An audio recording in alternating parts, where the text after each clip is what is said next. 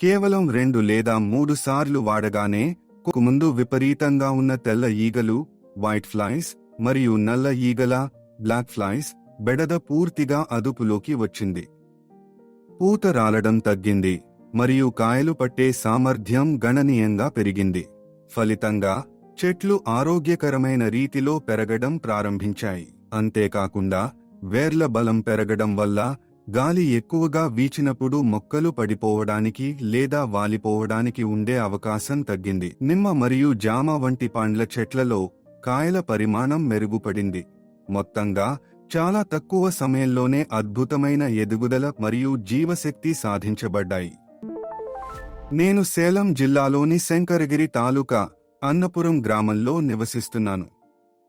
నేను కొబ్బరి, అరటి, నిమ్మ, జామ, సపోటా, ఉసిరి, మామిడి మరియు ద్రాక్ష తీగలతో సహా వివిధ రకాల పంటలను సాగు చేస్తున్నాను. ప్రస్తుతం ఈ చెట్లన్నీ పెరగడం మొదలుపెట్టి సుమారు 2 సంవత్సరాలు అవుతోంది. మొదటగా నేను FL77 అనే ఉత్పత్తిని ఉపయోగించాను. నేను ఈ ఉత్పత్తిని పిచికారీ స్ప్రే పద్ధతిలో వాడాను.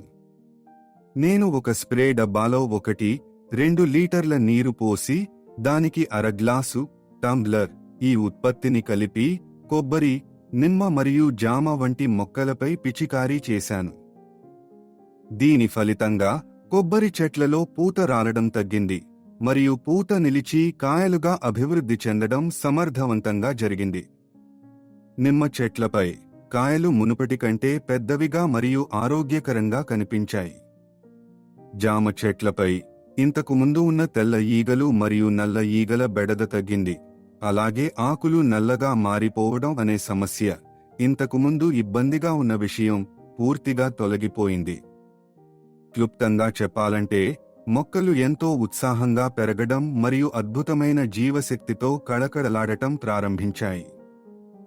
తరువాత నేను కోకోమాక్స్ అనే ఉత్పత్తిని ఉపయోగించాను.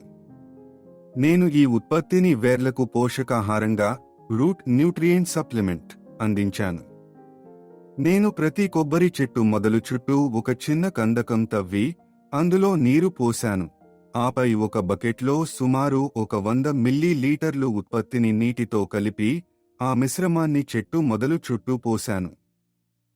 ఈ ఉత్పత్తిని 2 లేదా 3 సార్లు వాడిన తర్వాత కొబ్బరి చెట్లలో స్పష్టమైన సానుకూల మార్పు కనిపించింది. ఇంతకుముందు ఎక్కువగా ఉన్న తెల్ల పురుగుల బెడద తగ్గింది మరియు చెట్లు పచ్చగా కళకళలాడుతూ తయారయ్యాయి. లేత కాయలు అకాలంగా రాలిపోవడం పూర్తిగా ఆగిపోవడంతో చెట్లు తమ దిగుబడిని సమర్థవంతంగా నిలిపి అభివృద్ధి చేసుకోవడం ప్రారంభించాయి. అంతేకాకుండా ఈ ఉత్పత్తిని వాడటం వల్ల వేరు వ్యవస్థలు గణనీయంగా బలపడ్డాయి. తద్వారా గాలికి మొక్కలు పడిపోయే స్వభావం తగ్గింది. ఇది ముఖ్యంగా అరటి చెట్లలో స్పష్టంగా కనిపించింది. అక్కడ అకస్మాత్తుగా కూలిపోయే సమస్య గణనీయంగా తగ్గింది. ఇమాం పసంద్, సెందూరం, కిలిమూకు మరియు పన్నీర్పల్లి వంటి వివిధ రకాల మామిడి పండ్లతో సహా మరికొన్ని చెట్లకు దీనిని వాడినప్పుడు ప్రస్తుతం అద్భుతమైన ఫలదీకరణం గమనించబడుతోంది. ప్రస్తుతం వేసవి కాలం కావడంతో నీటి కొరత కారణంగా నేను ఈ ఉత్పత్తుల వాడకాన్ని తాత్కాలికంగా నిలిపివేశాను. అయినప్పటికీ ఇప్పటివరకు సాధించిన ఫలితాలు అత్యంత సంతృప్తికరంగా ఉన్నాయి.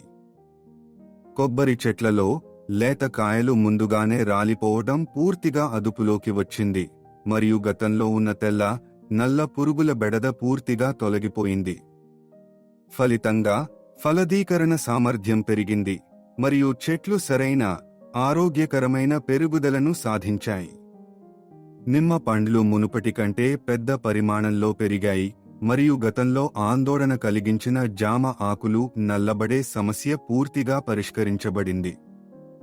అంతేకాకుండా పెరిగిన వేర్ల బలం వల్ల మొక్కలు గట్టిగా పాతుకుపోయి గాలికి పడిపోయే అవకాశం తగ్గింది. ప్రత్యేకంగా అరటి చెట్లలో వంగిపోయే సమస్య కూడా తగ్గింది. మొత్తంగా అన్ని మొక్కల పచ్చదనం మరియు జీవశక్తి గణనీయంగా మెరుగుపడ్డాయి.